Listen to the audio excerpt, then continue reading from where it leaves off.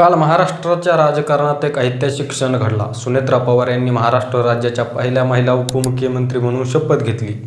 हा केवळ एका व्यक्तीचा शपथविधी नव्हता, तर तो होता अजितदादा पवारांच्या राजकीय वारसाचा पुढचा अध्याय. पण या शपथविधीनंतर राजकीय वर्तुळात एक नाव पुन्हा चर्चेत आलेलं आहे आणि ते नाव आहे धनंजय मुंडे. प्रश्न असा आहे की सुनेत्रा पवारांच्या शपथविधीनंतर धनंजय मुंडेंचं मंत्रिमंडळात कमबॅक होणार का, या चर्चा जोर धरू लागलेल्या आहे. धनंजय मुंडे चर्चेत का आले? राजकारणात काही चेहरे असे असतात की जे की शांत असताना देखील सत्तेच्या केंद्रात असतात आणि धनंजय मुंडे हे त्यापैकीच एक नाव. गेल्या काही दिवसांपासून धनंजय मुंडे मंत्रिमंडळाच्या बाहेर असले तरी देखील बीड, मराठवाडा आणि मुंबईच्या सत्तावर्तुळात त्यांचं नाव सतत चर्चेत राहिलेलं आहे. आता सुनेत्रा पवार यांनी उपमुख्यमंत्रीपदाची शपथ घेतल्यानंतर या चर्चांना गती येत आहे.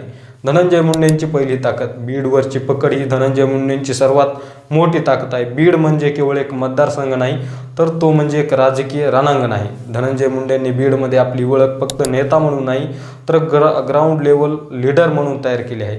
कार्यकर्त्यांचं जाळं, स्थानिक प्रश्नावर आक्रमक भूमिका घेणं आणि संकटात लोकांबरोबर उभं राहणं ही त्यांची ओळख आहे. म्हणूनच बीडचा आवाज मंत्रिमंडळात असावा असा आग्रह अनेकांकडून केला जातोय. धनंजय मुंडेंची दुसरी ताकद, संघर्षातून उभा राहिलेला नेता धनंजय मुंडे सोप्या मार्गाने इथपर्यंत पोहोचलेले नाहीत.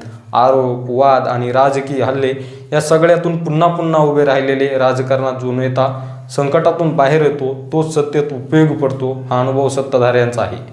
म्हणूनच धनंजय मुंडेंना बाजूला ठेवणं हे राजकीयदृष्ट्या योग्य ठरणार नाही, अशी भूमिका काही वरिष्ठ नेते मांडताना दिसतात. धनंजय मुंडेंची तिसरी ताकद, संघटनात्मक कौशल्य. धनंजय मुंडे फक्त भाषण करणारे नेते नाहीत.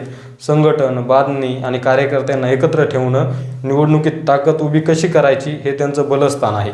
राष्ट्रवादी काँग्रेससाठी मराठवाड्यातील संघटन मजबूत ठेवणं आज अत्यंत महत्त्वाचं आहे आणि इथेच धनंजय मुंडेंचं नाव पुन्हा चर्चेत येतं.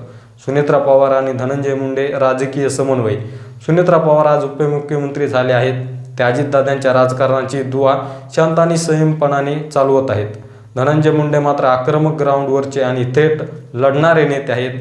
या दोघांचा समन्वय सत्तेसाठी फायदेशीर ठरू शकतो. एकीकडे दिल्ली आणि मुंबईत निर्णय, तर दुसरीकडे मराठवाड्यात ताकद, हा फॉर्म्युला यशस्वी ठरू शकतो. फडणवीस आणि धनंजय मुंडेंचे संबंध आता सर्वांनाच माहीत आहे. महत्त्वाचा मुद्दा म्हणजे धनंजय मुंडे आणि फडणवीसांचे संबंध. काही दिवस धनंजय मुंडे आणि फडणवीस राजकीय विरोधक राहिले असले तरी देखील आता या दोघांमधील संबंध संपूर्ण महाराष्ट्राला माहीत आहे. त्याचबरोबर कुठेही कट्टर विरोधता धनंजय मुंडे आणि फडणवीसांमध्ये दिसत नाही. धनंजय मुंडेंचं नेतृत्व फडणवीसांसाठी सुद्धा अत्यंत महत्त्वाचं आहे. या मुद्द्यांवर देखील दोघांमध्ये सहमती होण्याची शक्यता आहे. त्याचबरोबर मंत्रिमंडळात कमबॅक का आवश्यक आहे? धनंजय मुंडेंचं सरकार चालवताना फक्त आकड्यांचं बहुमत पुरेसं नसतं. ग्राउंडवरचा नेता, जनतेशी थेट संपर्क आणि संकटात निर्णय घेणारी व्यक्ती मंत्रिमंडळात असणं खूप मोठं गरजेचं आहे. धनंजय मुंडे ही भूमिका निभावू शकतात. म्हणूनच त्यांना पुन्हा संधी दिली जाऊ शकते असा अंदाज राजकीय वर्तुळात वर्तवला जात आहे. मग कमबॅक होणार का? आजची परिस्थिती पाहता चर्चा जोरात आहे. विरोध कमी होत चालला आहे आणि गरज वाढत चालली आहे. यामुळे धनंजय मुंडेंचं कमबॅक मंत्रिमंडळात होण्याची शक्यता ही शक्यताच नसून राजकीय शक्यता बनत चालली आहे. शेवटचा प्रश्न, सुनेत्रा पवारांचा नवा अध्याय सुरू झाला आहे आणि धनंजय मुंडेंचा पुन्हा एकदा राजकीय उदय होणार का, याचं उत्तर लवकरच महाराष्ट्राला मिळेल.